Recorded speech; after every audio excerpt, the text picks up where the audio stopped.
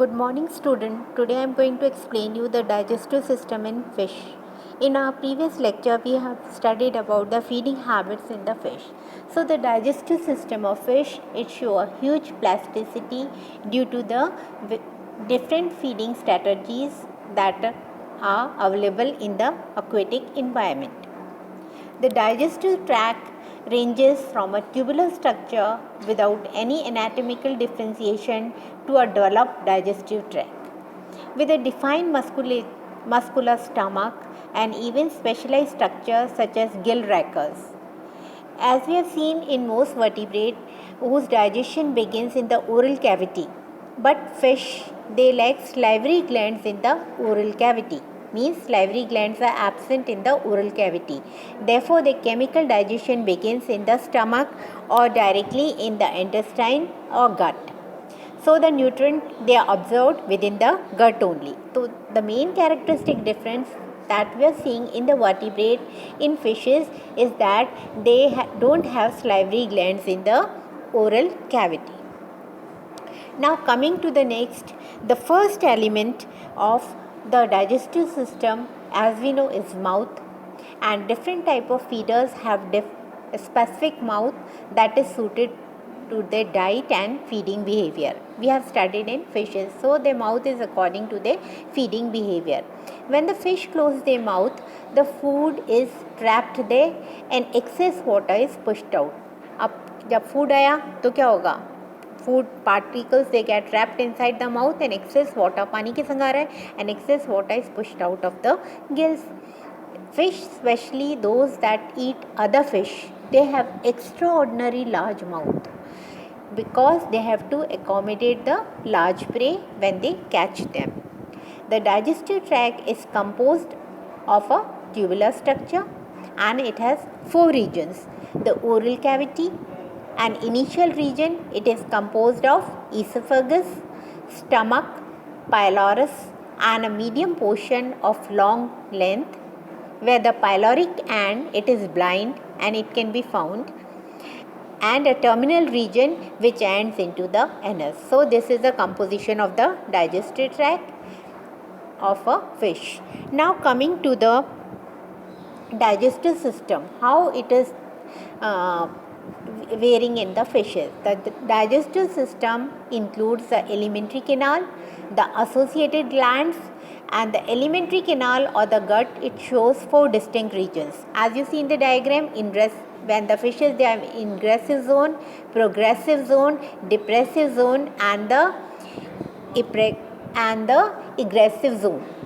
Ingressive, progressive, depressive and aggressive zone, it is the alimentary canal is according to that. Now as you see here, the mouth, when the fishes they are preying on other fishes, they have a huge mouth. So mouth, it is the anterior opening of the alimentary canal. When most fishes they have mouth, it can be categorized into three general types. Superior mouth, as you can see the fish, the mouth is so big. Terminal mouth, the fish which is laying aside, and the inferior mouth which is lower side, as we can see in omnivorous fishes. Now teeth, after mouth there is teeth.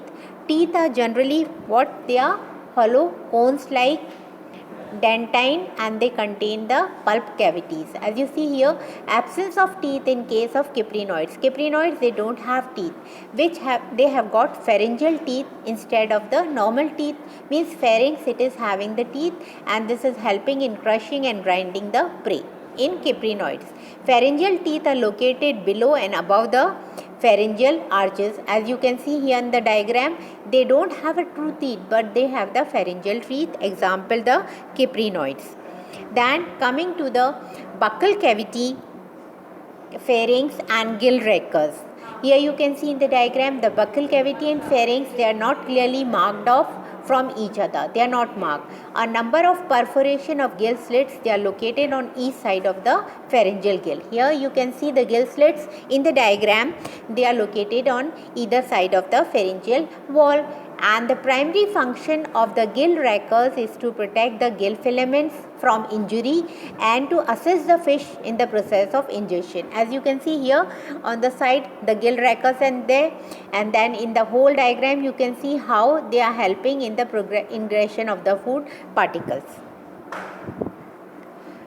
Now in different categories of the fishes. If we see omnivorous fishes, in omnivorous fishes, example Puntia serrana, the gill rakers, they are short and stumpy. But in herbivorous like Labiorhoita, Serranum regula, the gill rakers, they form a broad sieve-like structures across the gill slits. Why? For filtering the water in order to retain the food in the buccopharyngeal apparatus, as you can see here in the buccopharyngeal apparatus. Now in case of carnivorous fishes, the gill rakers, they are long. See, you can see in the diagram, they are so long and teeth-like, forming rasping organs as in Valago attu, Mr. Singala and Chana stratus. Coming to the esophagus, after that esophagus come, the pharynx, they are open to behind the esophagus. They have large number of mucus secreting cells which are scattered in the mucosa. The taste buds, they also present. Example in Labiorhoita, Carbio, Catla. Short and narrow tube in case of herbivorous and omnivorous fishes. Example Labiorhoita, Puntia serrana, Cyprinus, Carpio, etc. Now you can see in the diagram here, large and distensible tube is seen in case of carnivorous and predatory fishes such as Valago attu and Heteropneustes fussalis. As in the diagram you can see the esophagus and the stomach. Next is the stomach. The stomach, it acquires different shape according to the availability of space in the body cavity of different fishes. The stomach, it is divided into anterior part and the posterior part. The anterior part is called as the cardiac stomach and the posterior part is called as the pyloric stomach. All fishes do not possess a true stomach as it is absent in most of the fishes. They are absent in herbivorous fishes like Labiorhoita, Catla, etc. So in which fishes true stomach is absent? Herbivorous fishes. In such fishes, the anterior part of the intestine, it is swollen to form a sac-like structure called intestinal bulb. So anterior part of the intestine, it is forming the intestinal bulb. A true stomach is present in carnivorous and predatory fishes. Example the Chana stratus, Mr. Singala, etc. Coming to the carnivorous fishes, here you can see the stomach, it is generally sac-like and thick-walled in carnivorous and predatory fishes. In omnivorous fishes, how we can see, example Puntiosophore, Cyprinus carpio, some fishes like Hilsa elysia, Agudusia, the stomach is reduced in size but is greatly thickened to form gizzard-like for the digestion of the food. So omnivorous fishes, they are having this type of stomach as you can see in the diagram. In the next diagram, it is very clear when the fishes, they eat other fishes, you can see in the diagram they have so big stomach. In marine fishes, you can see the diagram, it is hanging stomach, and in omnivorous fishes they have a big stomach. Now you can see a beautiful diagram. In this, the puffer fish, the stomach is extending out. When the fish is scared, the stomach, it is coming out of the body. You can see here in puffer fish, the stomach, it is enclosing the whole body. Now coming to the pyloric ceca. Anterior part of the intestine, it gave rise to a number of finger-like outgrowths called pyloric or intestinal ceca. This pyloric ceca, they serve as accessory food reserve. This is means when abundant food is there, then it is reserved here, so it is also called as accessory food reserve. Histologically, intestinal ceca, they resemble the intestine and probably serve to enhance the absorptive area. They are increasing the absorptive area of the fishes. The intestine, the part of the alimentary canal that follows the stomach is called intestine and divided into two parts. The anterior part is the small intestine and the posterior part is the large intestine. The small intestines are just behind the stomach and they receive ducts from the liver and pancreas and it is called as duodenum, while rest part is called the ileum. So which part is called as the duodenum? The small intestine which is behind the stomach, it receives the duct from the liver and and the pancreas. So it is called as duodenum. There is no clear-cut demarcation between the small intestine and the large intestine in case of fishes.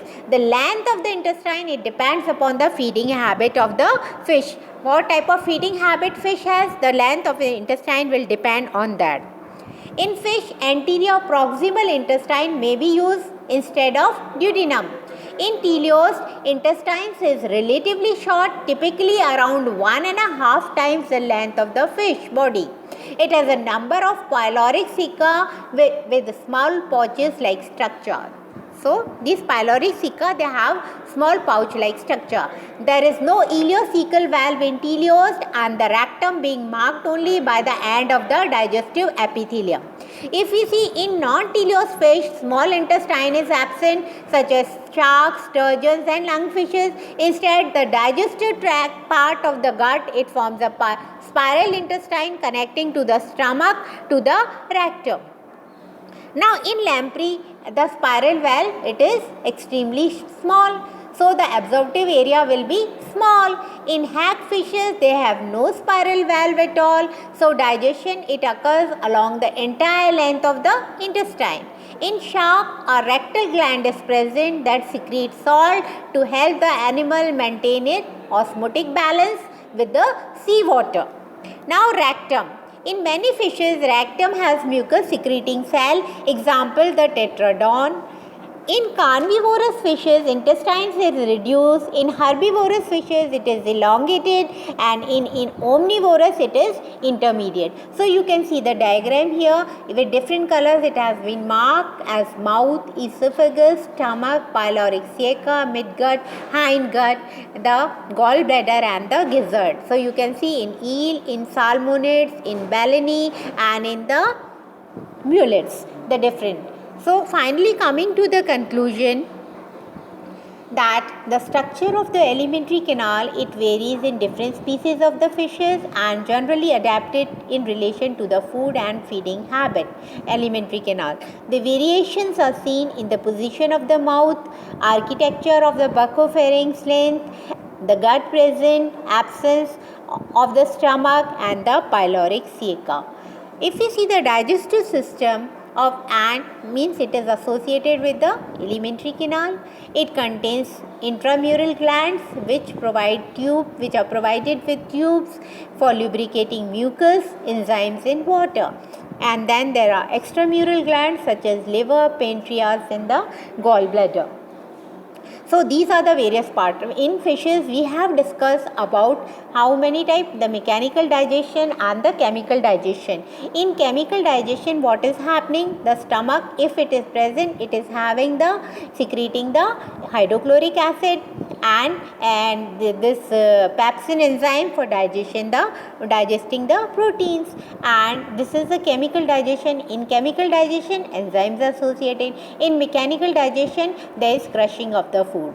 So as vertebrates only the digestion is occurring, but the main difference is the fishes, they don't have the salivary gland and the feeding habit is according to the different type of the mouth parts, alimentary canal, stomach and the nature of the feeder, whether it is herbivore, carnivore, omnivore. So that is according to it.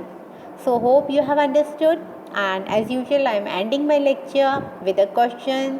So give me the example of the fish in which stomach is absent, and you are going to reply in the comment box. Hope you have understood, and we are going to study our next physiology topic in our next lecture. Till then, goodbye. Thank you.